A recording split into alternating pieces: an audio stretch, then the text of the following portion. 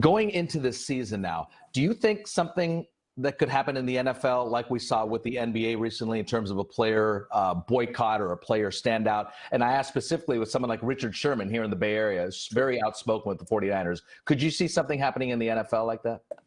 You certainly can. It wouldn't be out of the realm of possibility, considering that we've seen it in the NBA, considering, as Bay Area fans know, all of this protest in sports in terms of the calling attention to racial injustice, social issues, started with the Colin Kaepernick kneeling 4 years ago. So this is where it started. It would be not surprising if it continued here.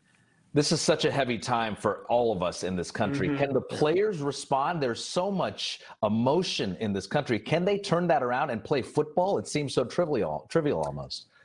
It does. I mean, to have the conversation of treatment by police towards individuals who have been put in a very tough spot and how they've been treated, and they share their stories. It's hard to talk about that and then talk about how someone closes on a tackle on the edge, right? It just doesn't reconcile, and it shouldn't reconcile, because we have been reminded by COVID-19, we've been reminded by these conversations that sports are games. Mike, let's talk a bit about logistics. Are we going to see you or Al or Chris or any of the team here at Levi Stadium for the several appearances the 49ers have on Sunday Night Football? What's happening? What's the game plan for NBC? The one thing we've learned is you have to have about 40 plans right now. And I think our management and production folks have exactly that.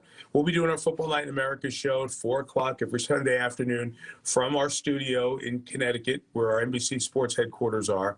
And then the games will be called from the game sites as of right now as we get started. But that could change during the season, just like anything can change. The fact that we're getting to the starting line, to me, is a big deal.